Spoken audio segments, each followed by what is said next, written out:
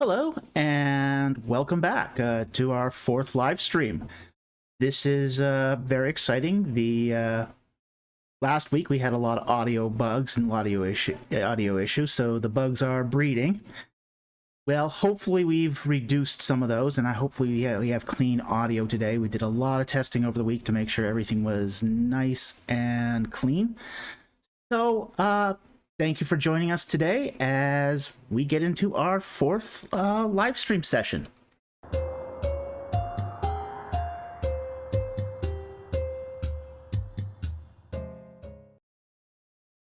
Welcome back. It's been a very exciting week on the channel. We did a review video of Holy Kool-Aid's Nothing Fails Like Bible History number 10.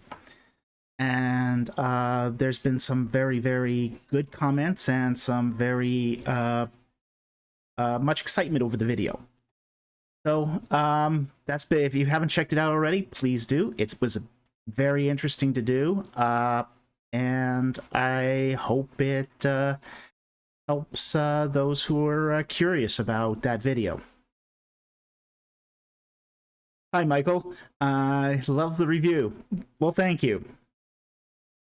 Okay, so what we're going to do on this live stream is just like all the other live streams, in that we're going to take your questions. Again, those who do super chats get the first shot at my attention and the highest priority. Super chats do benefit this channel greatly by helping to fund this, so I can actually focus on making more and better content. So, thank you very much for any of our past Super Chat supporters and those who support us on Patreon and in the GoFundMe campaign. If you want to be a part of those campaigns, please look at the links in the description for both the GoFundMe campaign, the Patreon account, and for buying my new book. And we already have our first Super Chat. Thank you, JT Freeze, for $5. Do you think the three-tiered cosmology of Egypt and other ancient Near East cultures was meant to be understood literally, or was it more of a metaphor? Okay. Now, there's a couple ways one could take that question. You know, the three-tiered cosmology. It might help if you explain what exactly do you mean by that. Because there's several three-tier triads in ancient Near Eastern chronology. You have the water, like for example, you have the watery underworld, you have the pillars of the earth supporting the earth, and then you have the heavens above. That's one of the three tiers. You also have, say, the Pauline version of the three tiers of heaven as well, where you have the atmosphere, the sky and space, or sorry, the atmosphere, the starry sky, and the heavens above. So in any one of these cases, I don't think these were meant to be exactly literal cosmologies. I think that they were trying to rationalize a lot of this the best way they knew how. So they're using analogical language. They're using what they were familiar with. Like, for example, the whole pillars of the earth. I don't think they literally believe that the earth sat on 4 pillars. I also don't necessarily think that that they believed in a watery underworld either. But they were trying to portray this in a way using language they understood. So I think that's very important to note, that they're asking different questions than we would ask. They would ask, what does these other places mean to them? So they're going to use analogical language to relate that meaning back to what it signifies for them personally, and in the personal interests of somebody who lived in the Bronze and Iron Ages. So I think that's a very important difference. We have different questions. We have different understandings. We're asking big questions because our understanding is somewhat different. You know, we've circumnavigated the globe, so we know now that the globe is a sphere, whereas back then they're still trying to figure this stuff out. So they're asking different questions, and because they're asking different questions, they're using different symbols. I'm going to catch this. Okay, well, thank you very much, JD, for your super chat of $5. Very much appreciated. We got another super chat from Michael Cato. Thank you very much. For $4.99. Does the biblical account of the conquest align with what we see in Canaan in the 13th, 12th centuries for the towns other than Jericho and Hyksos? Yes, it does. Now, we kind of have to understand what the biblical account actually says about the other towns. This is where the rub is, okay?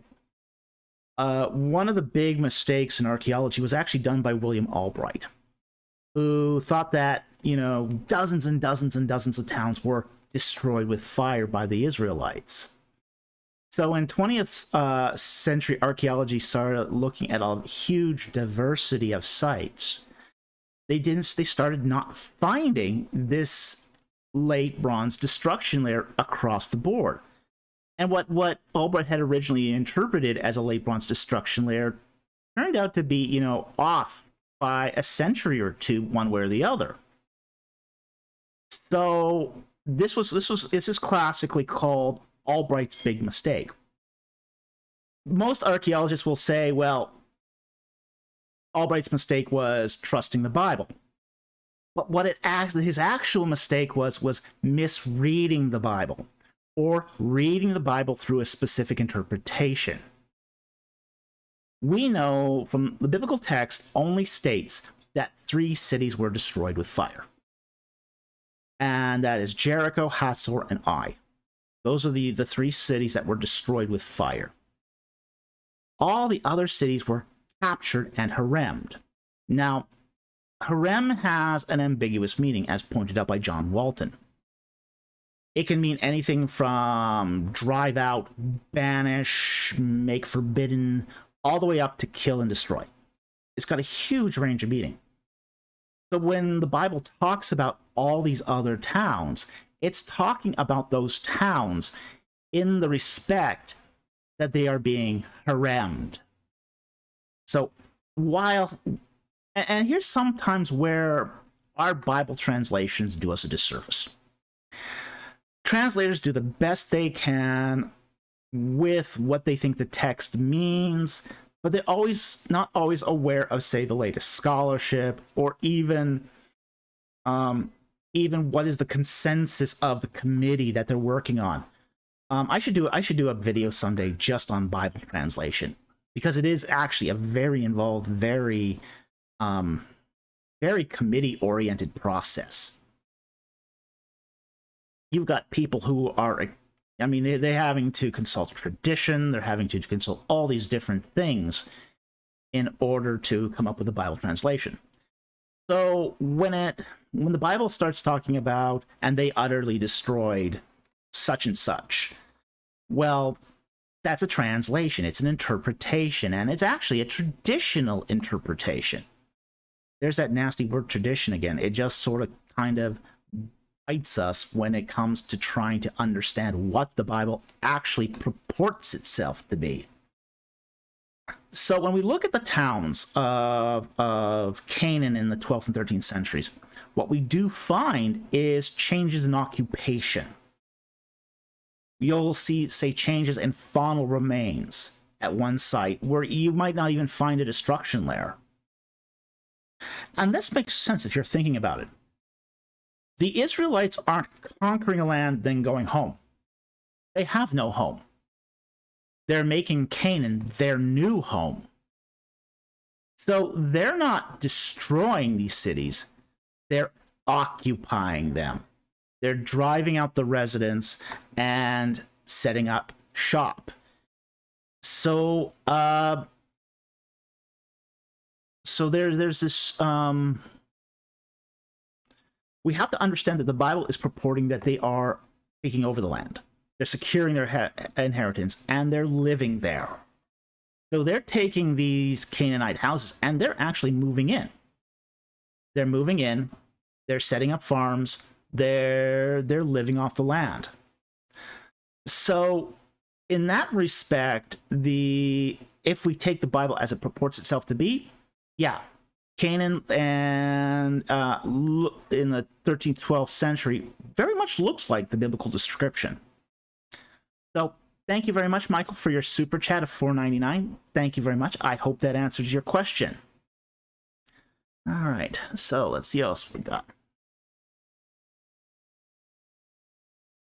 Let's see here.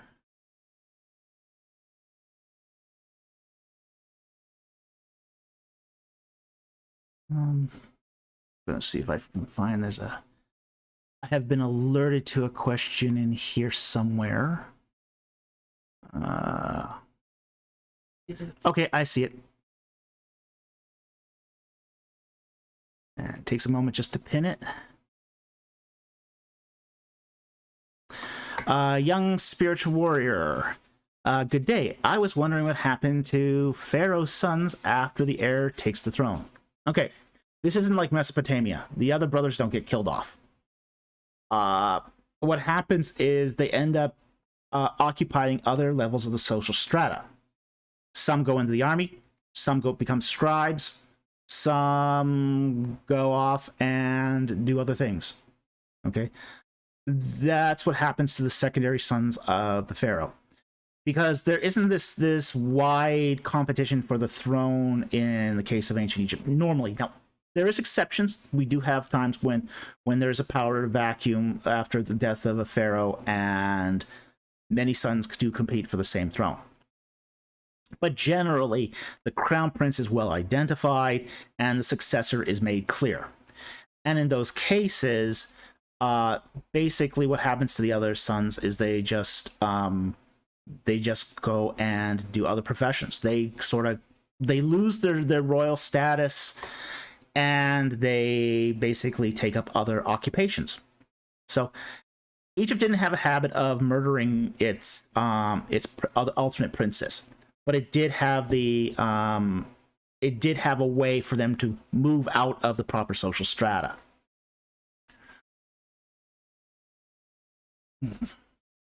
So I hope that answers your question, young spiritual warrior.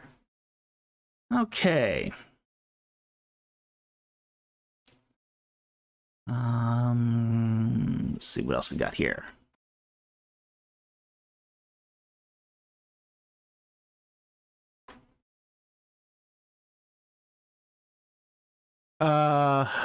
Aaron Adams asks the question. Hey brother, I'm so thankful for you. Question: do you know how long it will take for your book to come out in Logos? I don't know. That's a question. I'm almost thinking that it's already out in Logos, but I'm not sure. My publisher doesn't actually tell me, and he's talking about the Ark of the Covenant in its Egyptian context and illustrated journey. I know it is available in some electronic editions already. Okay, I'm aware of that. But my publisher doesn't always keep me up to date with what's going on there. I wish the publisher was a little more forthcoming with what they're doing.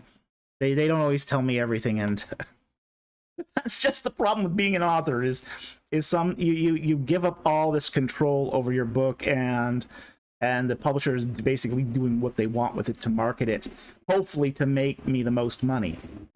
I don't ever pay for my books to be published. I have my publisher pay me, but the downside of that is they get all the control too.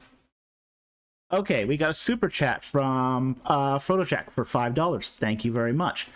What is the current status of Ebla studies? 25 years ago, it was a big deal. Now, nothing. Okay, Ebla. Interesting thing about Ebla. There's all these tablets. They are starting to come into publication. After that fiasco where they... Oh, gee. it was a terrible. They had a terrible translator do the original Ebla text, who were basically scanning the text for names from the Bible, places in the Bible, and not actually doing the rigor of proper translation. So the original Ebla texts were a complete fiasco.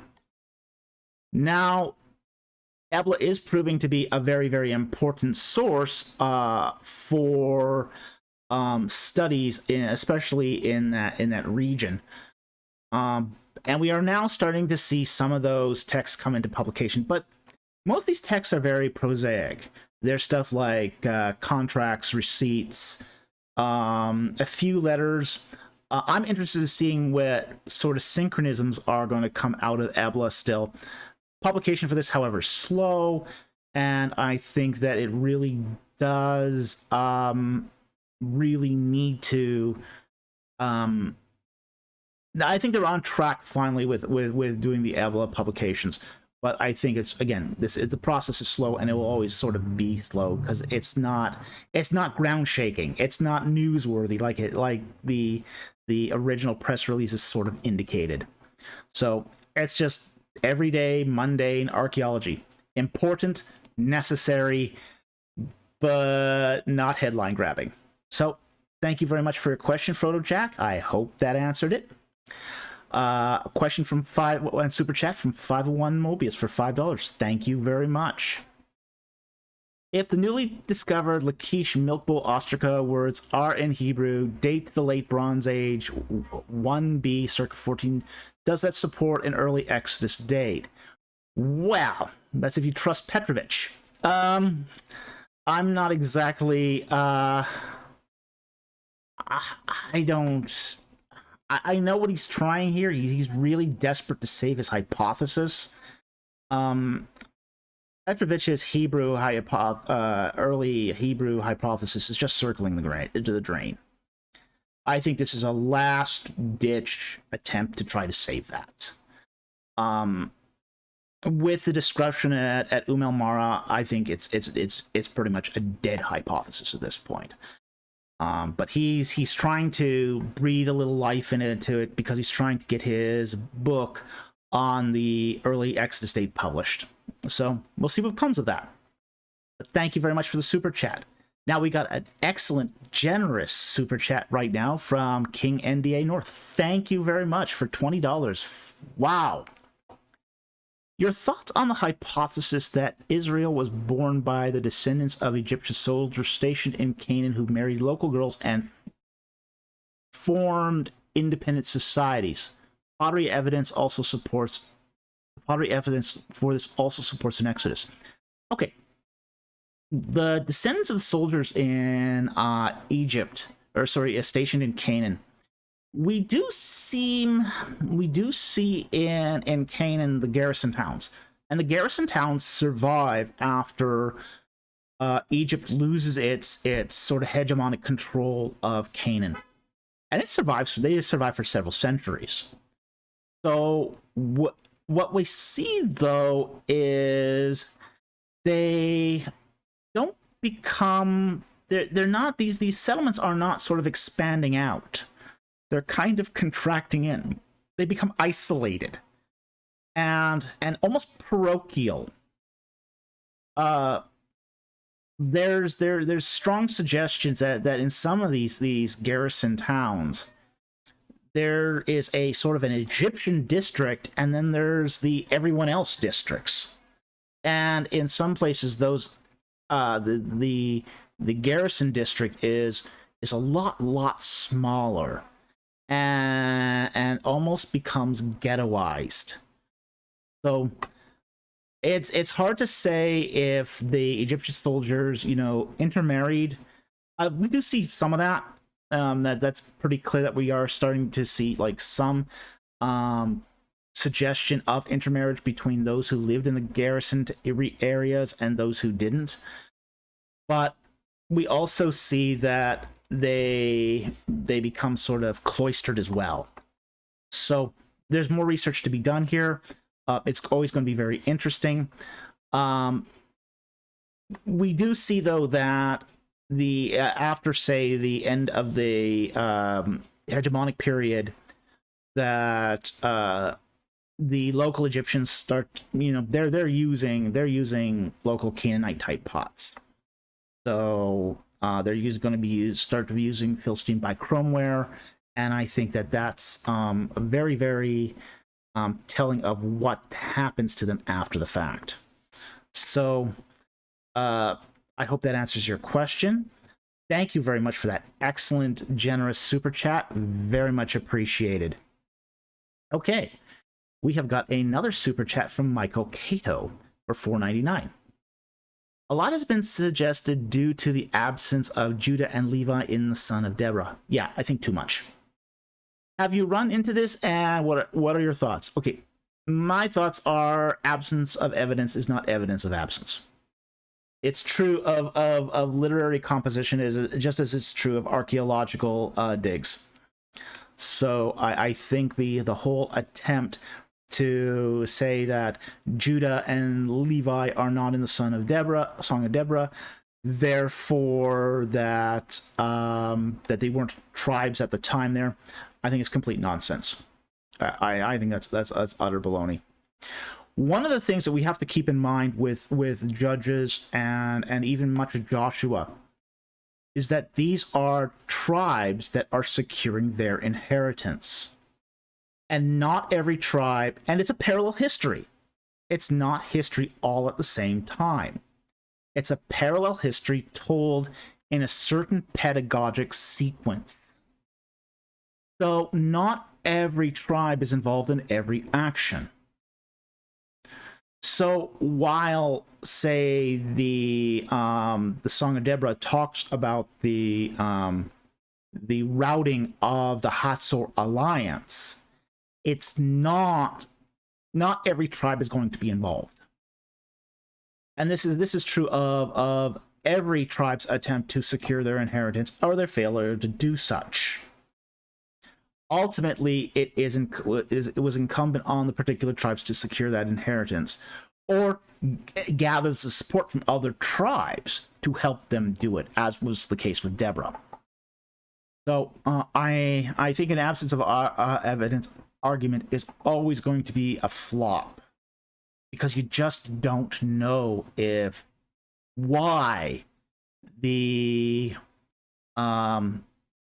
the evidence was excluded, whether it was just because they didn't participate, whether they were shunned. We don't know why the reason for that absence. So other than the absence being in the text, which we can identify, we can say that these tribes were present or excluded particularly for certain reasons. It's just going beyond the text to say that because Deborah did not include those in the song, that they weren't there. So I hope that answers your question, Michael. Thank you very much for the $4.99 super chat. Very much appreciated. Okay, I see a question here. Okay, by RG Strategy, I'm going to pick you.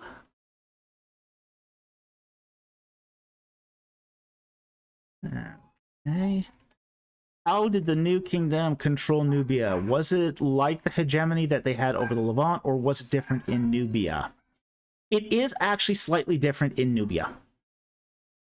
And one of the things about Nubian control, the hegemonic control in Nubia, was they did have a viceroy. They did set up they did have also garrison towns up in Nubia as well.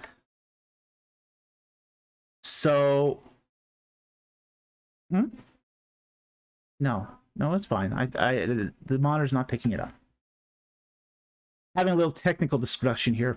We have some a rather boisterous neighbors sometimes, so it doesn't appear to be being picked up on the monitor, so it's not really an issue. Okay, getting back to the question. Nubia did have a viceroy, especially in the New Kingdom period. But they did also have garrison towns. A lot of those garrison towns were also being offloaded too. Whereas, say in the Levant, Egyptians occupied those garrison towns and were an army there. What they tended to use in Nubia were more mercenaries. particularly Magi. Magi were given a lot of responsibility in Nubia that, say, the local Canaanite population wasn't given in the Levant. So I think that's a very, very important difference that we see between the governance of Canaan versus Nubia. Also, the other thing, too, is that there was more of a hands-off policy in Canaan, say, versus, say, Nubia. In Canaan, what you had was essentially they were collecting tribute from the vassal states, but they didn't. The Egyptians really didn't care about the interstate politics that was going on in the Levant. Now, on the other hand, Nubia they had much tighter control of, because Egypt was really, really dependent upon Nubia for metal resources, particularly gold. Gold was absolutely imperative for the religious customs of the afterlife. So they did not want to let that go at all costs. So they had much, much tighter control over Nubia than, say, the Levant, because it mattered more to them personally as far as their potential for apotheosis, resurrection, that sort of thing. It mattered to them for the afterlife. So it was such a religious priority that they more or less had to keep a tighter control on Nubia. So I hope that answers your question. Thank you very much for the super chat. Another $5 super chat from King NDA North. Thank you. Wow, very generous. Where did the Hyksos go after they were expelled from Egypt? Do we see them in the Bible by another name? Okay. No, we don't see them in the Bible by any name. They're not mentioned in the Bible at all. The fact is, what the Hyksos are is it's an Egyptian term. It's a term that means foreign rulers. These were actually the rulers. The Hyksos were actually the rulers of the Semitic people at Avaris. Now, what happens to them after they're expelled from Egypt is they all go over to Gaza, and they set up shop in Gaza. And 3 years later, the Egyptians come and wipe them out. And that's the end of the Hyksos. They're done at that point. There's no coming back from the dead at that point. They're done. So that's more or less what happens. Is, the Egyptians come, they seize Lower Egypt. They're initially not able to take the city of Avaris because it's a walled city. Okay, so when under King Kamosa, Kamosa manages to take almost everything but the city of Avaris. His successor, Akhmosa I, has to come down and finish the job. And essentially, the Hyksos get wind of this and they run. They flee. And when Akhmosa I arrives in Avaris, and the Avaris does put up a small resistance. It's not able to fight. It's leaderless. They do knock down the walls, they do take the city, and they do take slaves. Those leaders, with as much good booty as they could carry, they take off, as I said, to Gaza. And it's at Gaza they get creamed. And that's what happens to them in the end. Is by the 1530s, they're extinct as far as any capacity they had for leadership or war. So they're a done group at that point. Anyway, thank you very much for the super chat, and thank you for the question. Very much appreciated. We got another super chat here, $5 super chat here from Brian Peachy. Thank you very much. Question about the Merneptah Stele. How is it proof for a late date? I see it often used as evidence for an early Exodus. Okay, here's how it's proof for a late date. It's by what is being mentioned in the Merneptah Stele. Because Israel isn't only alone. Now, my colleague, Mark Jansen, has recently convinced me that this was actually part of a real campaign. Jansen is well known for having done the excavation of the Cour de Cachet wall of Merneptah at Karnak. So he did that epigraphic survey. Now, one of the things about the Merneptah Stele is it talks not just about the Israelites. In fact, the Israelites are only given us very small mention, just a tiny mention. But it represents a campaign into Canaan, where the campaign goes into to Canaan, which is probably Gaza, and Ashkelon. But it also talks about the Hurrians. And that's a really, really important detail. The Hurrians being in controlling larger amounts of the Levant or of Canaan at that point is a very important detail. And then, of course, it talks briefly about Israel. If this was evidence for a early Exodus date, what we would expect is Israel to, at that point, control, in fact, the entirety of the Judean foothills. Most of those tribes would have secured their inheritance. There would have been a lot of interaction with Israelites, not just this tribal wandering group. In fact, the mention in the Merneptah Stele doesn't even mention them as a place. It mentions them as a people group, a wandering people group, and that's paired with the nomadic tribes of the Hurrians. Okay? So, what the Merneptah Stele reveals to us is that this is very, very early on in Israel's history, as in the conquest, where Israel has got a foothold into Canaan, but hasn't yet secured its inheritance because it hasn't driven out the Hurrians yet.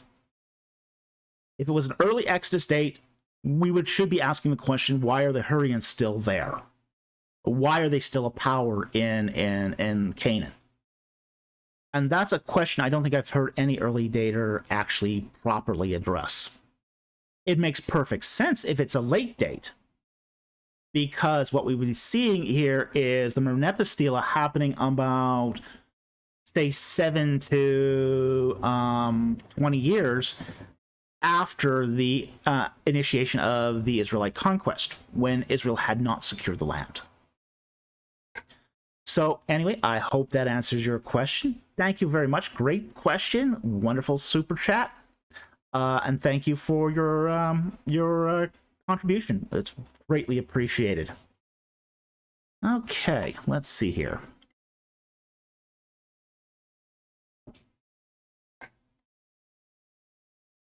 Okay, I'm going to actually take this one from Disciple of Christ.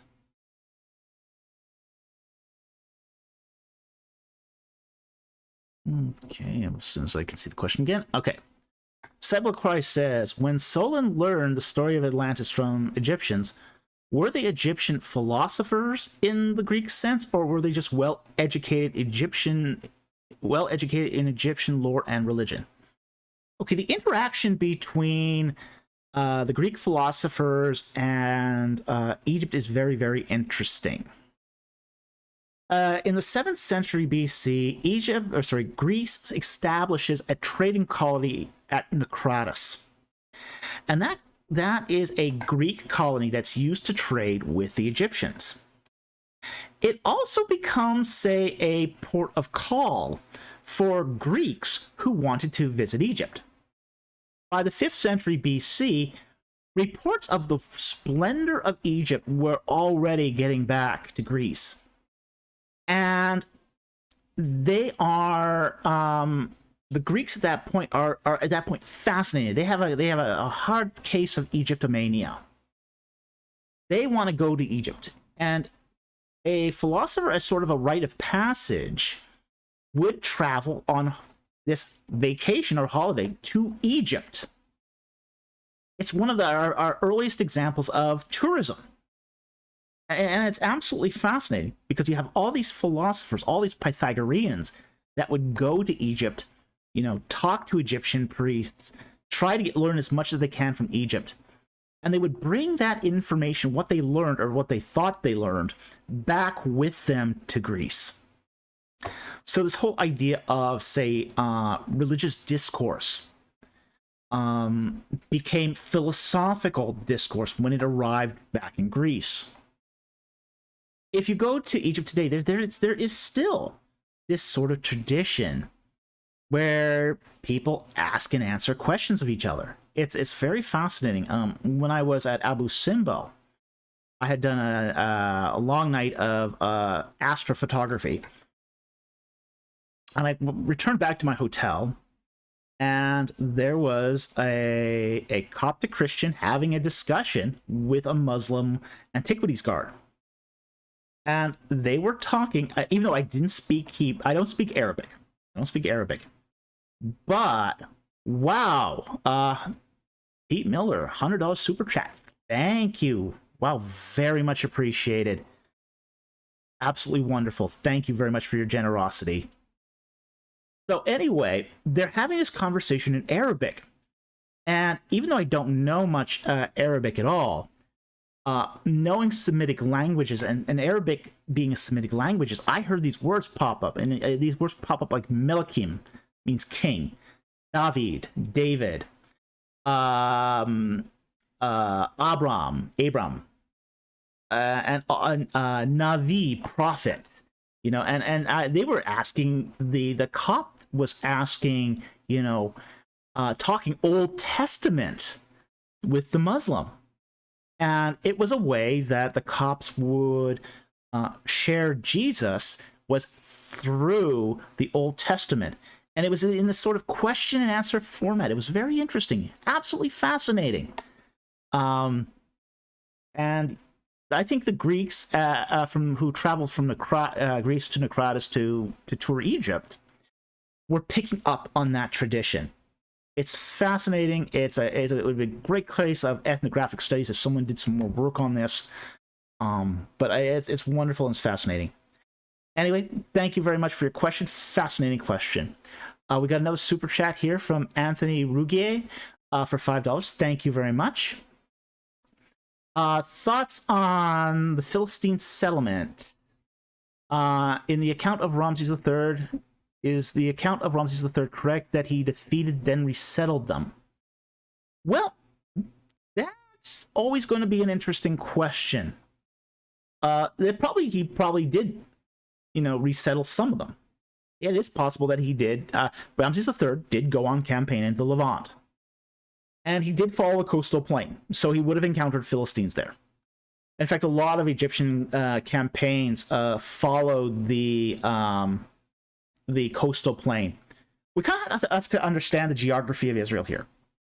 And the geography of Israel back in ancient times isn't anything like it is today. In ancient times, you had a coastal plain and cities on the coast. And as you go inland, you had a swamp. That swamp was there until the 1940s, when it was drained. That swamp made access between the coastal plain and the Judean foothills very, very difficult. So in many senses, Canaan was actually two geographical countries separated right down the middle by a swamp. Okay? So you had the Philistines living on the coast, and then you had the Israelites living inland in the Judean foothills during, say, the Iron Age. And then they would fight between this, in where the two sort of groups met in the Shephelah. They had this little agricultural war going on, and this is what we see in First and Second Samuel, First and Second Samuel, First and Second Kings, etc. Is that agricultural warfare going on? So there is a lot that could be true about the Ramses III account, that they did settle them or conquer that coastal plain and then resettle them. But how long did that last? Chances are not very long. I suspect that once Ramses III went home, the Philistines reoccupied their cities. Because we do see that it's right after Ramses III that Egypt's hegemony just falls completely to pieces. By Ramses IV, they pretty much lose it all. During the reign of Ramses IV, they lose the Levant and they lose Nubia. Already at the end of the reign of Ramses III, we're seeing incredible economic strife in Egypt. Inflation's out of control. And Ramses III gets assassinated because it's looking bad for him. You know, we see Ramses III as being a very, very powerful king. Powerful at least on the level of Ramses II. We're now discovering that some of these kings who are some of the best builders were also some of the weakest kings internationally. After, say, the 18th year of Ramses II, he's not nearly as strong as he once was. His control is not nearly as ironclad, as it were. It's not an invincible Egyptian empire. It's looking very much the same way as far as the end years of Ramses III as well, especially when we start getting those strikes that happen, those labor strikes that happen in the 29th year of his reign. So I think there's a lot that still needs to be discovered here, but I think he did resettle them. I think they just moved right back.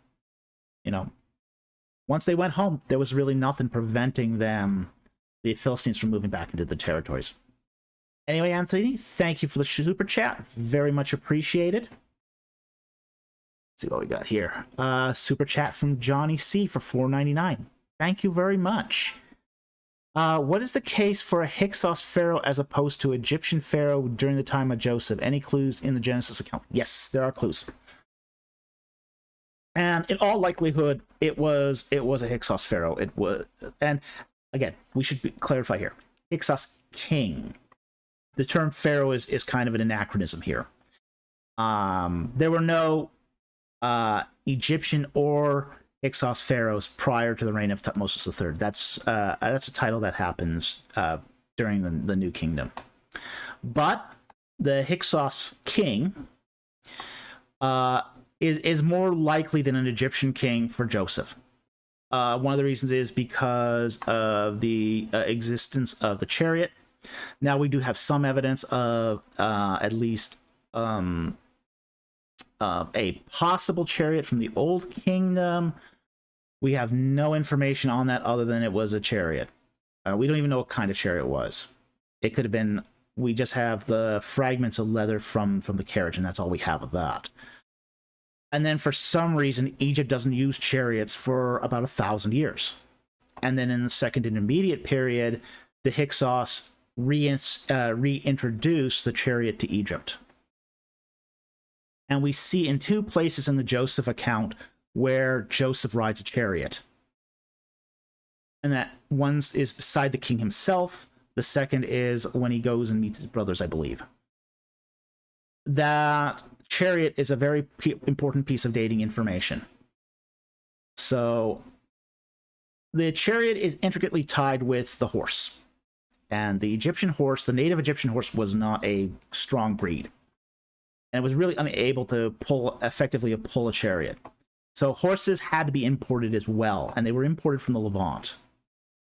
So there's timing issues there with the Hyksos king. We also know too that that Joseph was located his family in the land of Goshen, and the land of Goshen is the territory around the cities of Avaris and Paramses. That's where his people were situated. And Joseph situated his people because he says in the text, "I am situating you in the land of Goshen, so I can be near you." He wanted to be close with his kin. Well, as vizier of Egypt, he also would have had to have been in the capital, or at least in the proximity where the king is making his tomb. You know, the vizier did have his duties, but his main duties were at the capital. So, because he had to stay near the capital, and the land of Goshen, we know where the land of Goshen is. We can also infer that at the time of Joseph, the capital had to be in Goshen or near Goshen. And for that, Avaris is the capital of the Hyksos, is the best alternative. So we do have lots of clues here that suggest it. There's also the other thing too, is that the Hyksos were incredibly culturally similar to the sons of Jacob. Okay, both groups are from are Amoritic Semitic Asiatics. You know, they speak a Western Semitic dialect. Okay, they're culturally similar. They have the same diet, the same mortuary practices, even the same religious practices. So there's a one-to-one correspondence between sons of Jacob and Amorites living in Avaris. The fact is, too, that if we were to, say, look at the sons of Jacob prior to the Exodus, they would be absolutely indistinguishable from other Amorites. They just had the same culture and lifestyle. So it was a natural fit for Joseph to become vizier of the kingdom under a king who's very much like him. And essentially the king takes a liking to the sons of or Jacob and his sons, because they do have this sort of cultural similarity. Now, the Hyksos king is also very much Egyptianized too. Already we see in the text talks about how Egyptians don't like shepherds. You know, they don't like sheep herders. And Jacob kind of fumbles this, you know, Pharaoh asks him what he does, and he says, "Oh, I'm a shepherd." After Joseph tells him, "Don't say that." The king just sort of smirks and goes, "Okay, yeah, I know where you're coming from here." You know, he probably had tales from his grandparents about how the Hyksos were originally shepherds, because they were originally shepherds themselves. When the Hyksos occupied Avaris in the 11th dynasty, they were shepherds coming in from the Levant at the end of the Neolithic wet period. So there's probably a cultural memory there that resonated with the Hyksos king. So I hope that answers your question. Great question. Thank you for the super chat, Johnny C. And we've got another super chat from King NDA North. Thank you very much. Very much appreciated. Do you think Moses was known by another name to the Egyptians? Who is your best guess for Moses' royal stepmother? Ooh, interesting question. Okay. Let's talk about this. This one's very interesting. Do you think Moses was known by another name to the Egyptians? Yes. I think he was known by a theophoric name. And a theophoric, Thomas Schneider has done some incredibly good work here. He has identified that there's a type of name in Egyptian called an Mshe name. Basically, you start the name with the name of a god, like Amun. And then you tack on Mshe, of the lake, of the pond. And the pond here is a sort of the idea here is that a religious pond, a sacred pond.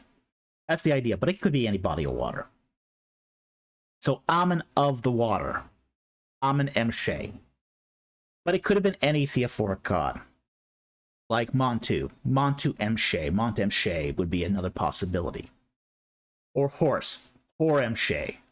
So there's as many possibilities what his theophoric name could have been. But I think it's clear at this point that the theophoric names here is the likely origin of the name of Moses. Okay, so I think that's very, very plausible at this point. So we don't know what that name would be, though, until we get some juicy text from, say, either from Avaris, which is unlikely given the preservation of the site, We can't know for sure. Okay. Now his royal adopted mom. Let's talk about his royal adopted mom. We don't know what her name is. One of the things that is probably going on here is a retrojection. And a retrojection is using an updated term to reflect the past. At the time when Moses was driven out of Egypt, it was probably under the reigns of either King I or Horemheb. What I think is that his adopted mom, the mother who adopted him, was actually the daughter of either Ramses I or Seti I, at a time when Ramses I was not yet made king over Egypt. So while Ramses I was still a general. See, one of the things about being a woman in Egypt, if you weren't strictly the daughter of a king at that time, you had some interesting rights that women later on wouldn't have in Egypt. One of those rights was the ability to adopt a child, anyone you want. And it didn't matter if your husband objected. A woman had the absolute right to adopt a son or a daughter or a child. Absolute right.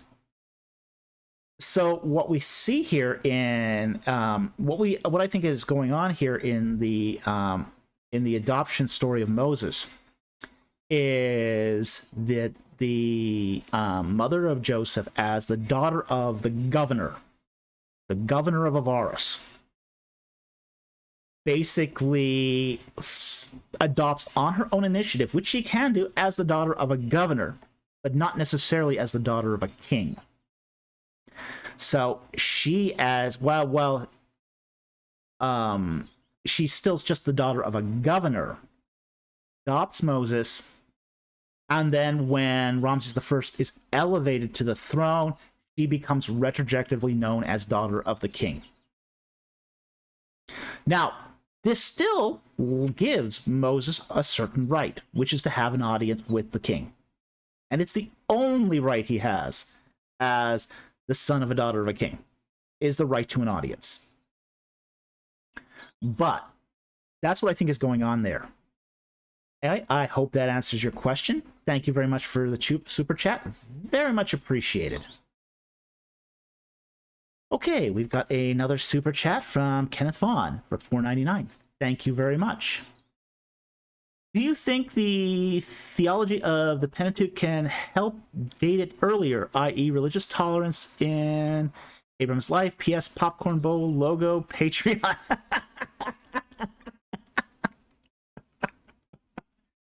Everyone loves the popcorn bowl.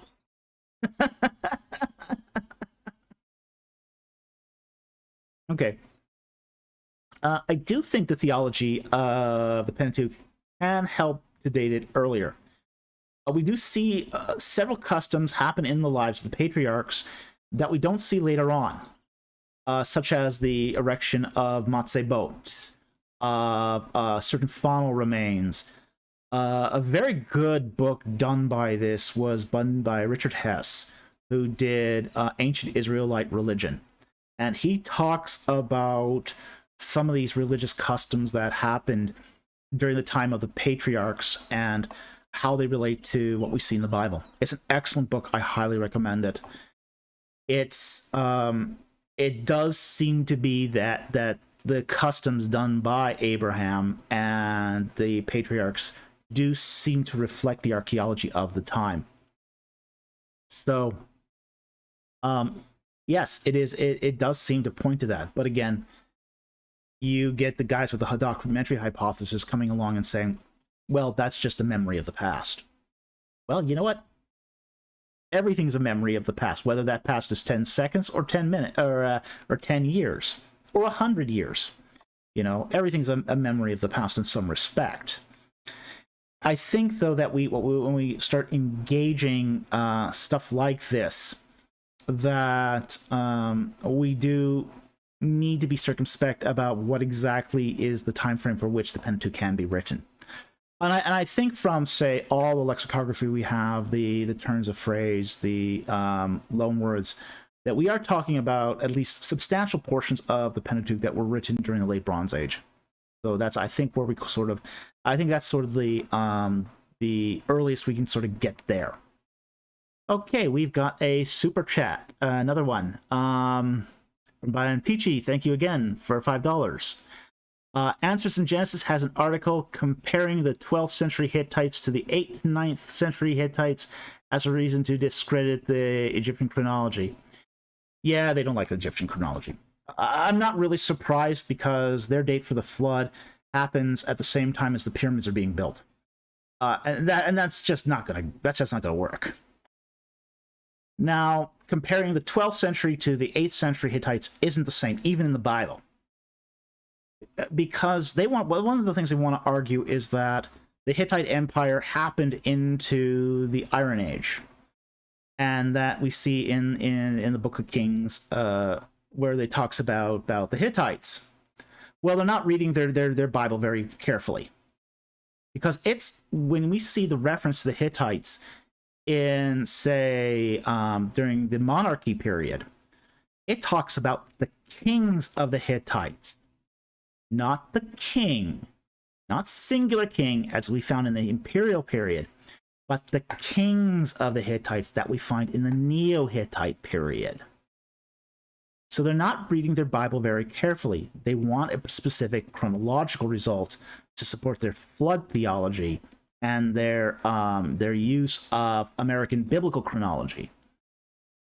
But it's not going to work, and I don't think that their use of the Hittites here is going to help them any. In fact, if anything, it works against them, especially if they read the text properly. And sort of has been my problem with Answers in Genesis, is they're not careful readers of the biblical text. So I hope that answers your question. Thank you very much for the super chat. Finding Truth for $4.99, another great super chat. Thank you very much. What's the origin story of the Egyptians? When did they start being influential, and what were some of the reasons that helped them become influential? The Nile.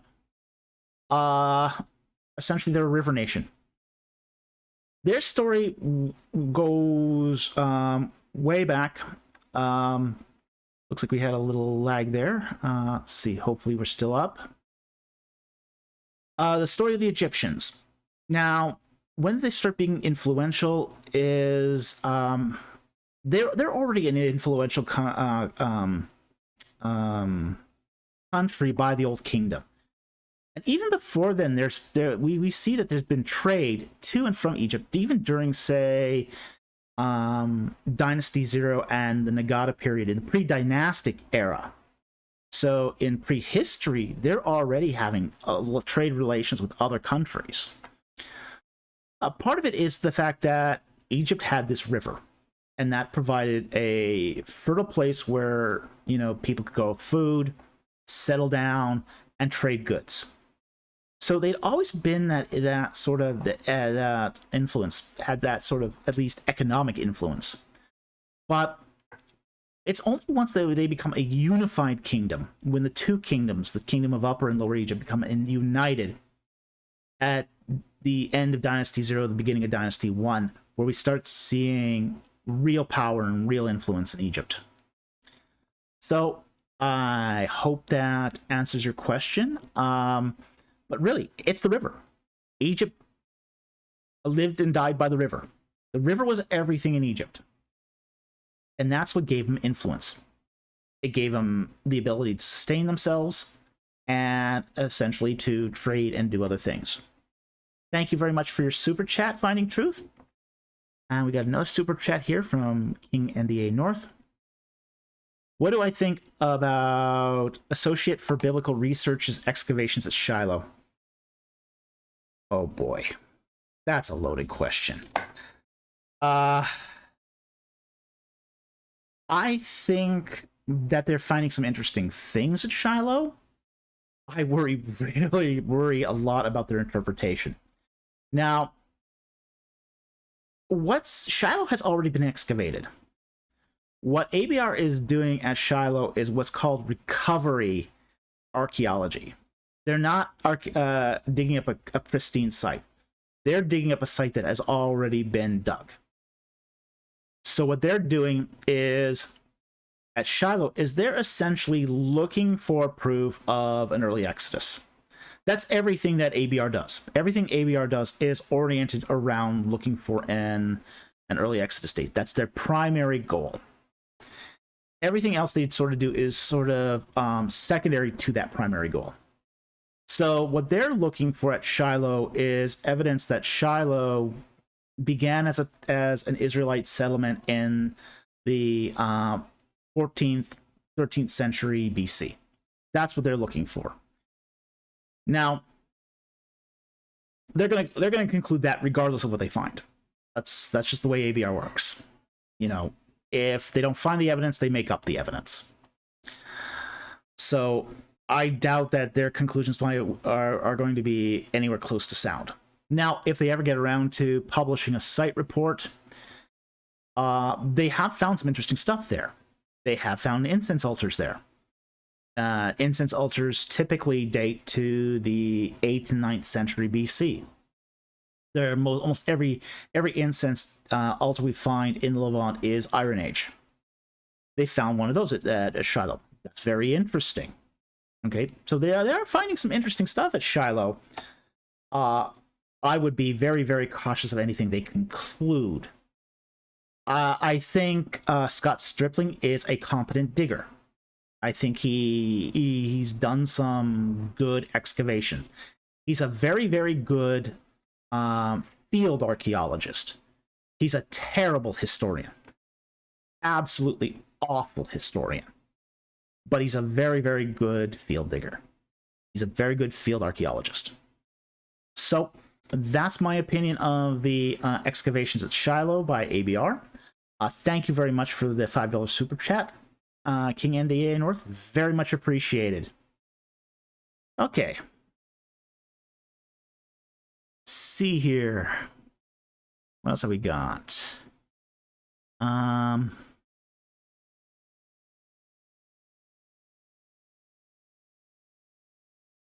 going to take this one here by Mark Fofi. If Merneptah faced Israel during the conquest, why isn't an Egyptian incursion mentioned in Joshua?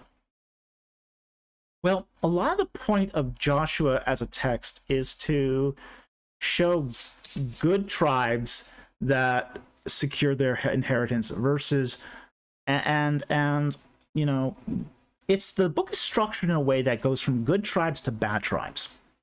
Okay, the good tribes, the faithful, the obedient to God tribes, they secure their inheritance, like the tribe of Judah.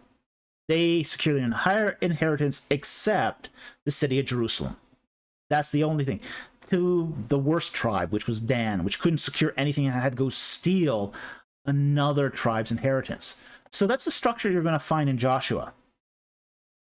So there is going to be some tailoring of that narrative to the pedagogical ends that the chronicler of Joshua is trying to achieve.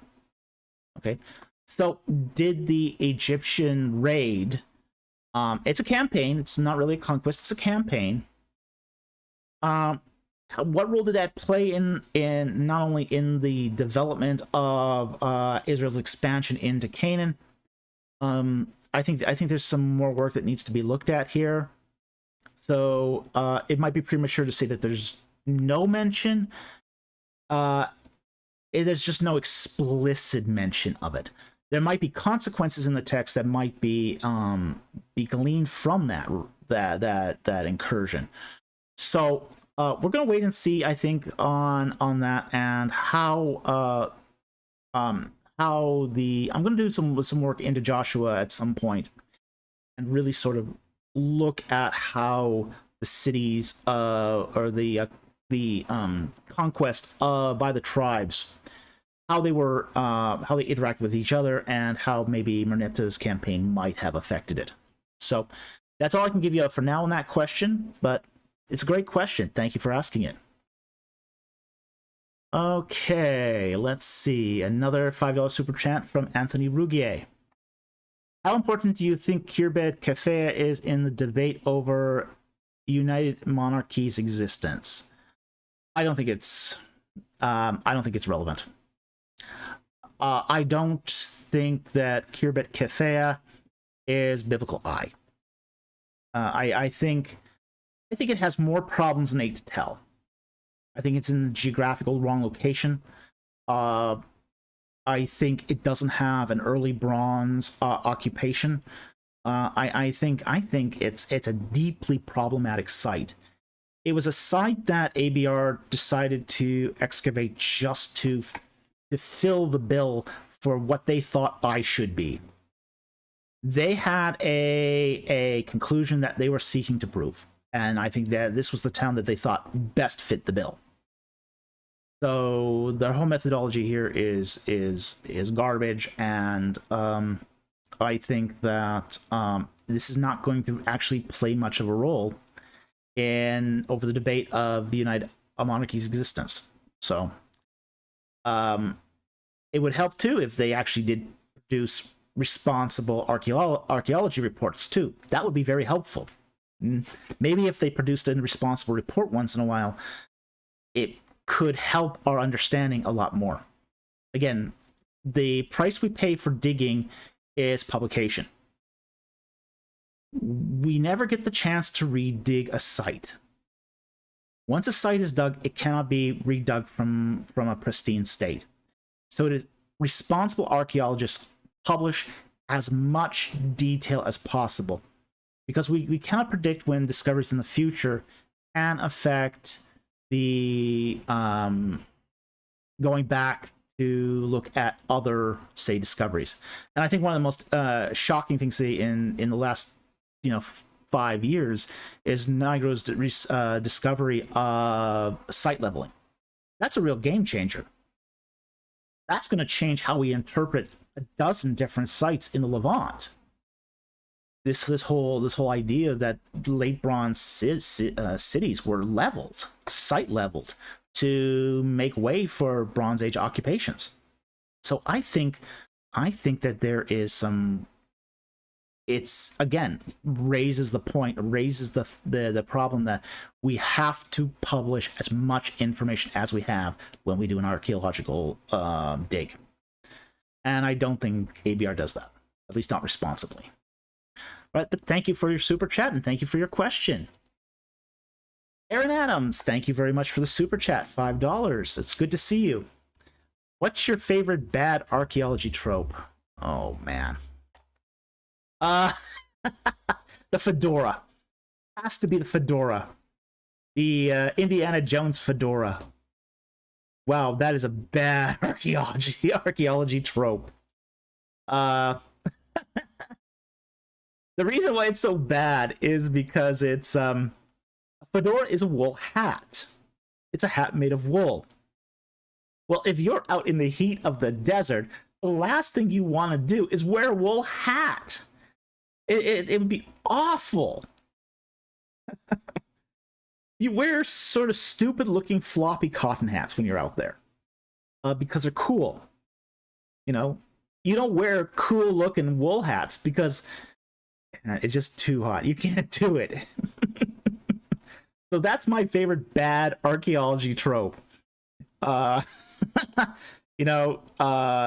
Seeing Zahi Hawass walk around in a wool fedora is just like, oh, he's just doing this to look cool, not because it's comfortable, because it ain't.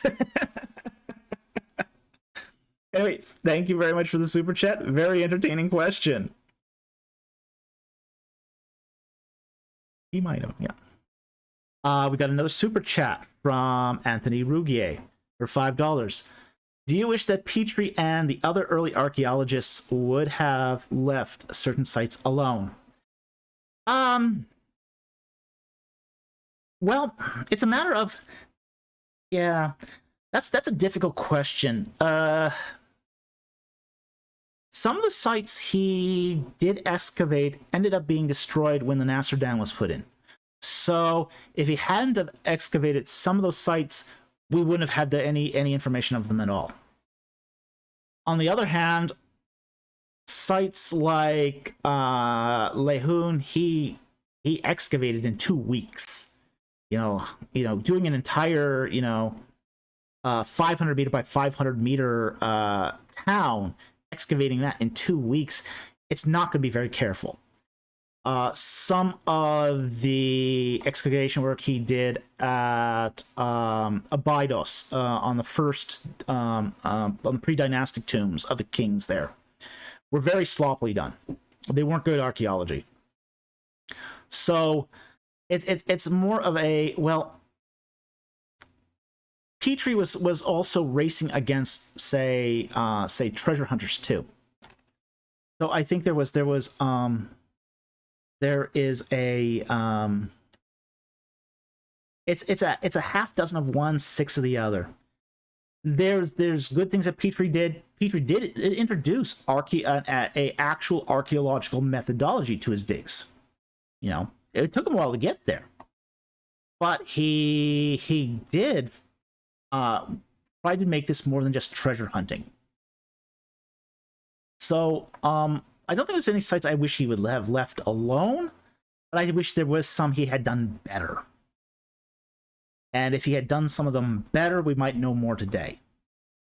So that's where I'm going to stand on Petrie. But thank you for the super chat, and thank you for the question. Very much appreciated. King of the North again for $5. What is your favorite era of Egyptian history? Your thought on Robert Schoch's dating of the Sphinx. I don't know who Robert Schoch is. My favorite era of Egyptian history is the New Kingdom. I did my studies in New Kingdom. I like the New Kingdom. The New Kingdom for me is absolutely fascinating. It's it is the golden age of Egypt. I'm not so much into literary analysis, otherwise I might do the Middle Kingdom, but for me, the Middle Kingdom is what's interesting. It has the most interesting furniture, it has the most interesting artifacts, and it has the most interesting geopolitical ramifications. So for me, the New Kingdom is just sort of the bee's knees. Love it. So I don't know anything about Robert Schoch's dating of the Sphinx. I will say, though, that it does date to the period of Menkare's building of the temple, building of his pyramid. So it is definitely Old Kingdom. I don't know if Schoch says anything else besides that, but I don't think you can make any other conclusion but that based upon the archaeology around the Sphinx. So I think the idea of early dating the Sphinx is totally untenable. I don't buy it for 1 minute if that's what he's saying. But again, I don't know what he said. So I'm going to be careful there because I don't want to comment on anything I don't yet have not familiarized myself with. Okay, now it has been brought to attention that somebody is asking for another question to be answered. Disciple of Christ. How developed was ancient Egypt's astronomical knowledge? That's a difficult question for several reasons. Now, there are people who specialize just in this topic, who do ancient Egyptian astronomy and astrology. One of the things we know about ancient Egyptian astronomy is it wasn't a precision thing. Okay, they weren't calculating things like exact, movement of the stars or the planets or that sort of thing. They weren't doing that sort of thing. They did have constellations. They're not recognizable by what we would by the Hellenistic constellations that we use, say, today. But they had their own constellations. They did have their own particular method of stars. One of the things about Egyptian astronomy is it's very closely tied to medicine. That's one of the things we are discovering. Like, for example, the whole Sothic cycle thing. They did trace the rising of Sothis. And that seems to be really, really closely tied to medical texts. It seems to have been thought that when the star Sothis appeared on the horizon at dawn, that was the best time to take a particular medicine. So there's this interesting tie between astronomy, astrology, and medical practice. But there's also the problem too that the Egyptians weren't very precise about how they did it. So it's one of those things that they did it. They had astronomy and astrology, but it wasn't what we call anything close to a modern practice of astronomy. Anyway, I hope that answers your question. Thank you very much. Great question. I'm going to take we're getting close to the hour and a half mark, so we're going to start winding this down. I will take the super chats as they still come in. Now, sorry if I mispronounced your name, Jandy, for a super chat for $5. Thank you very much. How big of an influence do you think the Hittites had on Israelite theology and history? When were they first establishing themselves in the land? Okay. I don't think that the Israelites were all that influenced by the Hittites. They were commanded to drive out the Hittites. They were seen as one of the nations that had occupied the land and were to be driven out. Now, we do know that the Hittites were not completely driven out. They do appear, and specific Hittites do appear from time to time in the Israelite texts.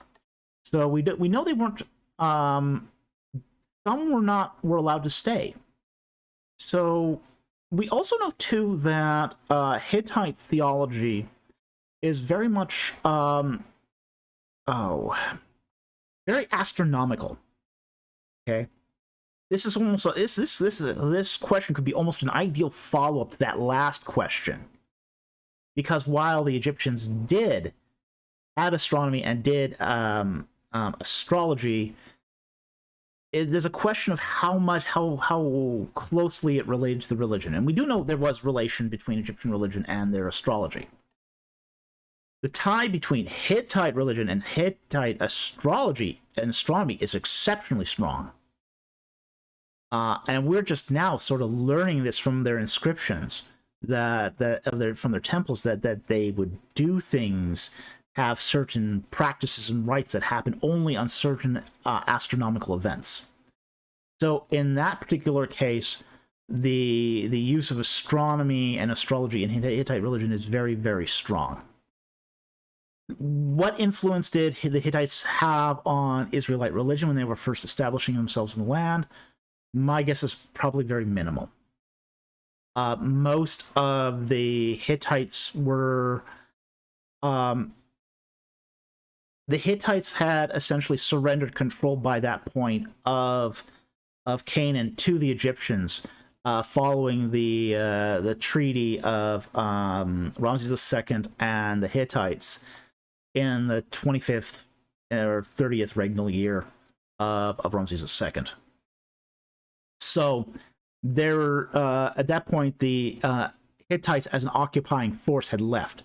All the influence that remained of the Hittites in Canaan were basically those sojourners that still remained in the land. So at that point, their occupation of, say, Palestine was very, very limited at that point, just left to the sojourners that sort of straggle on. There was some influence during the time of the Neo-Hittite states, from when the Neo-Hittite states occupied Syria. But again, what is the influence of this? I don't think that the influence here is especially strong. But it's a great question. Thank you for the super chat. Thank you for the question. Let's see here. What else have we got here? Okay. Another super chat for $5. Thank you very much. Kwame Adu 007. Love the content. Do you think the Israelites believed they were worshiping Yahweh with the golden calf incident? Oh, I don't think they were. I don't think this is a case of aberrant worship. Now, we do find aberrant Yahweh worship in Israel. This is the so-called high places that happened during the temple period. where people would go onto the tops of hills and put up a shrine to Yahweh. That was high place worship, was actually Yahweh worship, but it was aberrant Yahweh worship. What we have in the case of the golden calf is not aberrant Yahweh worship. We have instead default worship. There's a difference here. And that difference is that in the Bronze Age societies, default worship was, this is where we get the golden calf. Bovine worship was ubiquitous in the ancient Near East. You can find it from Egypt all the way up to Mesopotamia. It's everywhere in Egypt. So what we have in the golden calf is that, you know, Moses disappears up the mountain, isn't seen from for, you know, so-called 40 days, and there's an issue with that, but he's gone for a long time. Israelites think they're abandoned. They think that because Moses is gone, Yahweh is gone also. So they default to a different god. And I think that's what's happening in the golden calf incident. And that golden calf probably wasn't very big. It was probably only about 6-8 inches. I mean, it's tiny. Most of these golden idols were exceptionally small. Doesn't matter which god it was. Very, very tiny. So I think that what we're seeing here again is not Yahweh worship, but default pagan worship, default worship of a bovine deity. Anyway, thank you very much for the super chat, and thank you for the question. And I'm going to take one last question, and then I think we've got another 5 minutes. So let's see what we got here. See if we can take one that is not a super chat, if possible.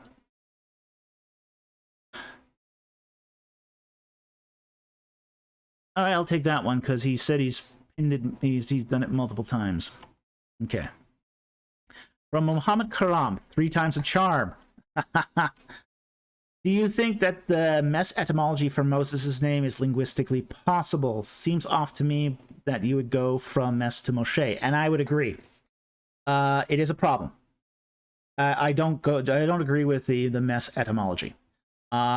It's a meme and a samic. Yeah, whereas Moshe is a meme and a sheen, and actually an H at the end, but the H is a matter. That's a whole separate issue. But the important consonants here are the meme and the sheen. That's why I think that the Mshe name is a much better alternative to the mess name. I know a lot of people are like the mess etymology. Kenneth Kitchen likes it. James Hoffmeyer likes it. I'm not so endeared by it. I think Schneider's explanation here is much better. And I believe I talked about this a little bit at the beginning of this live stream. So I do know you were trying to get your question here. Thank you very much for the question. Very much appreciated. And I'm going to take the 501 Mobius question because it's a very interesting materials question. Could the golden calf be a ceramic calf with a golden leaf covering it? No, not likely. Not likely at all. And the reason why is because in ancient Near Eastern cultures, metal was seen to be the flesh and the bones of the gods. But yeah, by the time they get into Canaan, yeah, they're starting to use ceramic idols. Okay. But in Egypt, if you want, say, that idea that this is your precious god, this is your god at the center of your worship, it was usually of a precious metal. Appropriate metals in this case could be gold, electrum, silver, or even bronze. But it would have been pure metal. Every example we have of say, core idols at, say, the center of a holy shrine, were basically made of metal. They weren't a hybrid of gold covering a ceramic. You just didn't find that construction in the late Bronze Age. Not, at least, it was very, very rare. You would see, say, gold overlaid over other materials, like wood. That was very common.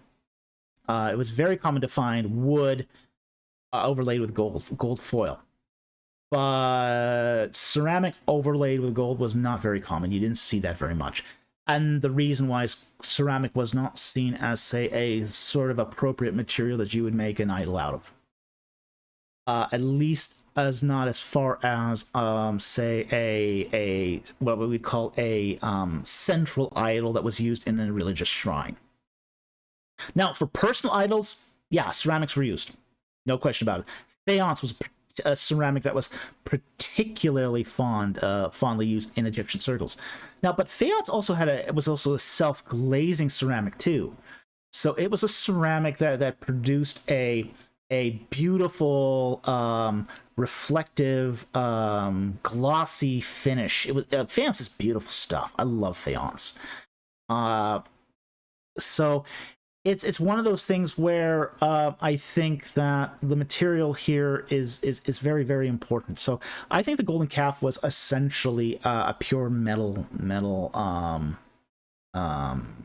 statue. So thank you very much for the question. It's an interesting question. I always love questions about materials. And I'm going to take one last question here. No, okay. Actually, I think we're gonna need to call it a night here. So, thank you very much for joining us today. Very much appreciate the super chats. Again, we will probably do one next week again. Thank you very much for watching, and we will see you next time on Ancient Egypt and the Bible. Have a good night.